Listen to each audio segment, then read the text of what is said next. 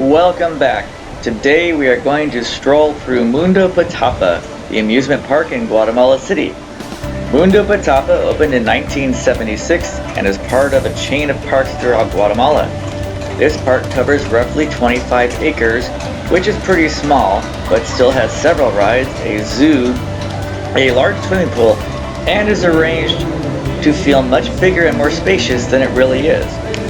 You can either take the bus or park in the large parking structure, which is located right next to the entrance. This park actually posts a sign on what the maximum capacity is, and which rides close for what weather conditions.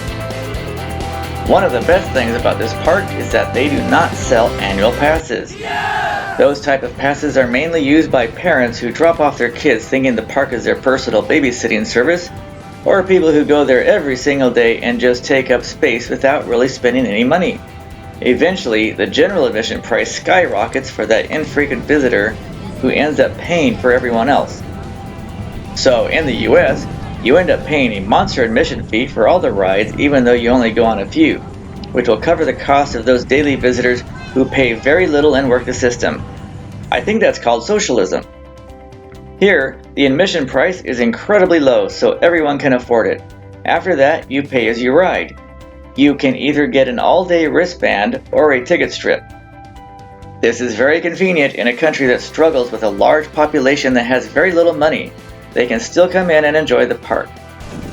Another thing you don't have to worry about is a virtual queue system where you end up waiting longer for a ride while thinking it is a shorter wait. What started as a convenience has now evolved into a theme park class system, segregating all the tourists by how well they know the system, and those are usually the season pass holders who paid significantly less.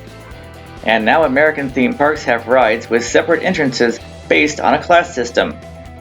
I think this was tried a long time ago somewhere. It was called the South, and it didn't go over so well. Here at Mundo Petapa, none of that exists. There is a low admission price where you pay as you ride with many free attractions also available. Ironically, in a country with a class system based on income, everyone at Mundo Petapa is treated as equals, while in American parks, where federal law says everyone is equal, they segregate people by their own class system.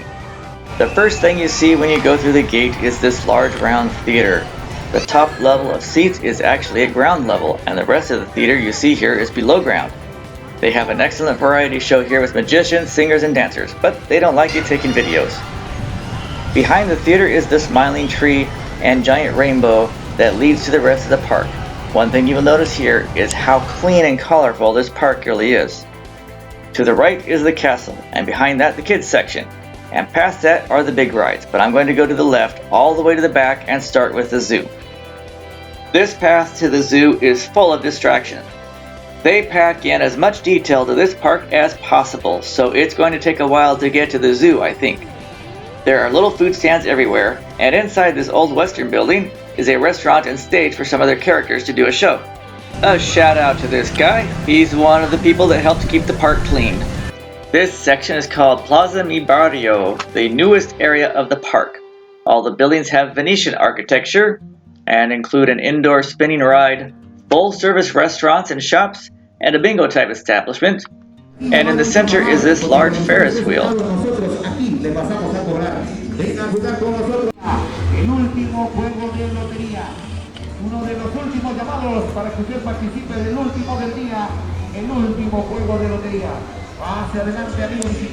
At the end of this plaza is this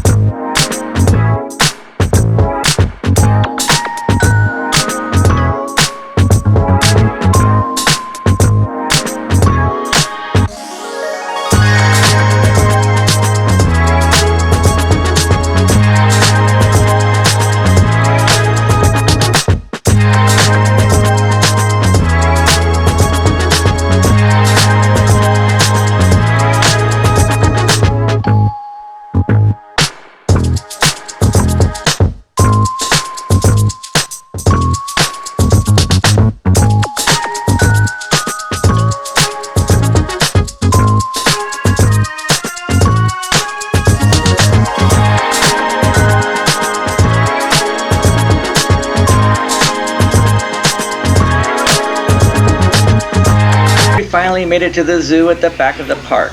The path zigzags down the side of the hill, full of waterfalls and animals to see.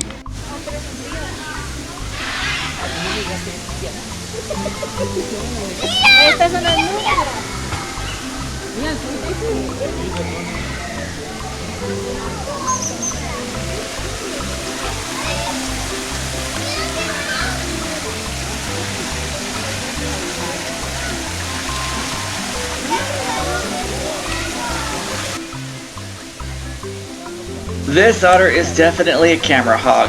He knows when he's being filmed.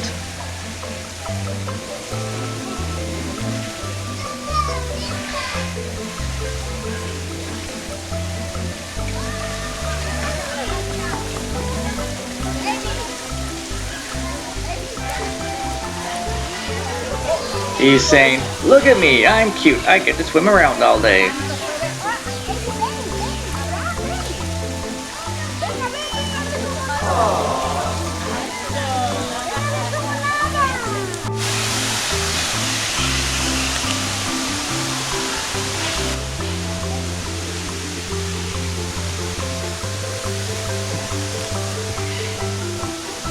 Over here is a leopard. I think they had another cat too. This zoo is pretty cramped for space, so they should probably stick to the smaller animals.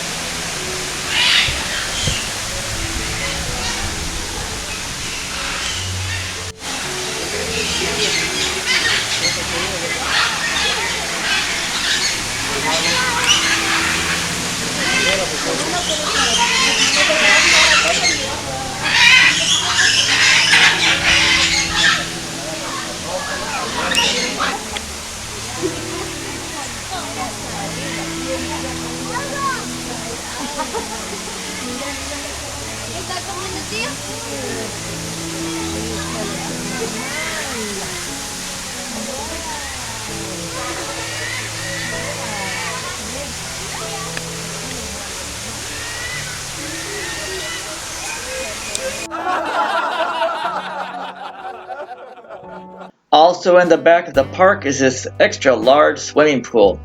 This thing is huge. The photos don't do it justice. Also, there are cabanas to lay around in, a restaurant, and it can handle special events as well. The pool requires an extra charge, and since it isn't infested with annual pass holders, the atmosphere is always relaxing. And every once in a while you just gotta stop and look at the beautiful flowers and trees.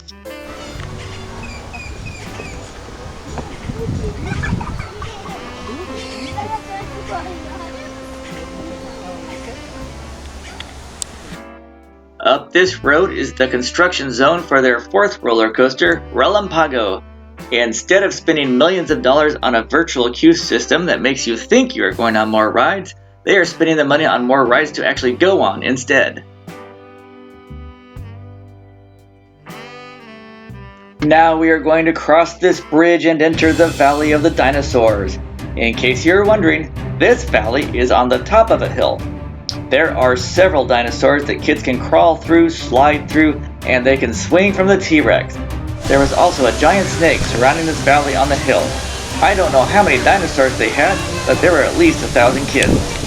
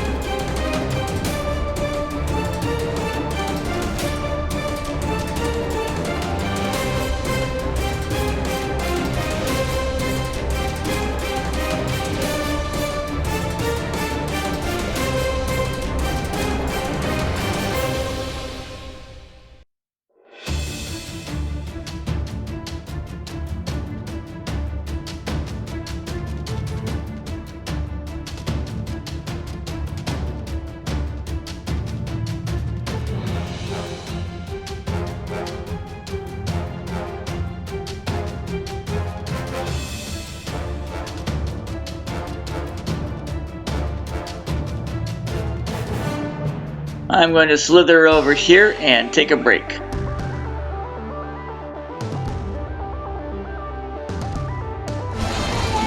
I finally made it to one of the two major sections with the big rides. There is a raft ride here and a spinning wild mouse.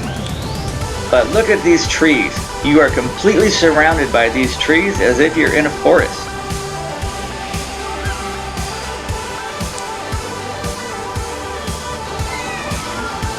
In reality, Mundo Patapa is in the heart of an industrial section of Guatemala City. However, once you're inside the gate, it's as if you're out in the wilderness an hour away from a city of 5 million. They went to great lengths in keeping the big city rush outside of the park.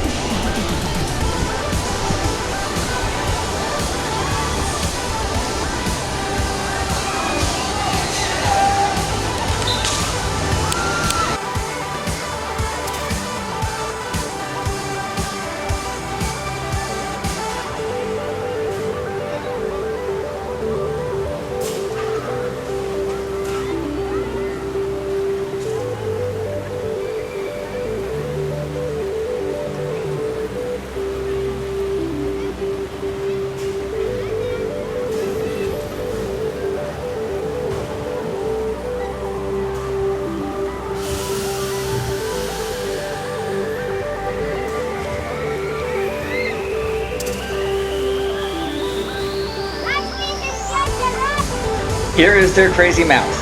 They currently have 3 roller coasters, which are on another video. I have a link posted.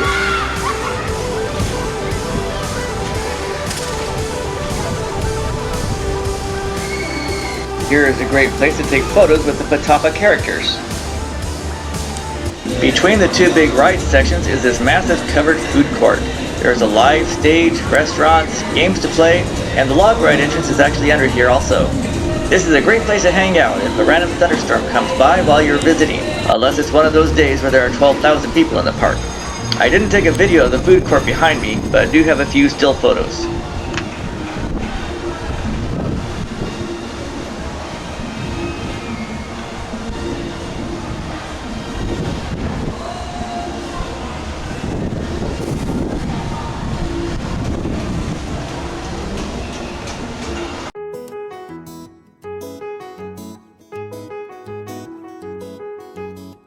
I normally don't film bumper cars, but these cars actually have headlights that work.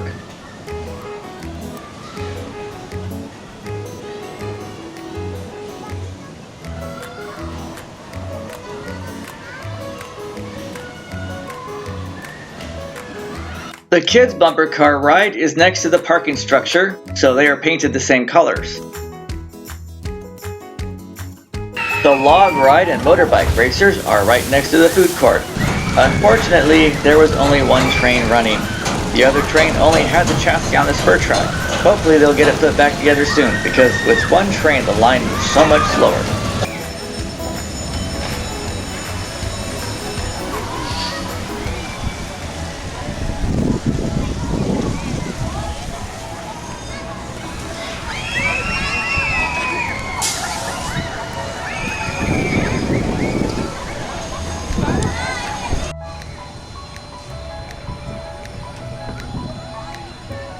Now it's time to look at the kids section of the park. It's surrounded by the train ride, which has its own video. There are tons of brightly colored rides for the kids and families, including the Dragon roller coaster and this pirate water cannon ride.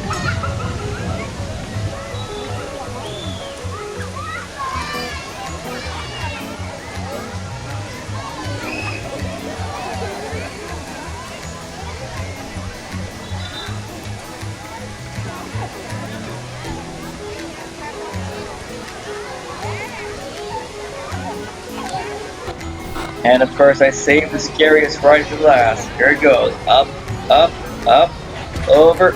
Oh my gosh, I don't think I can handle this one. Oh my gosh. Can you believe that? Here comes another one.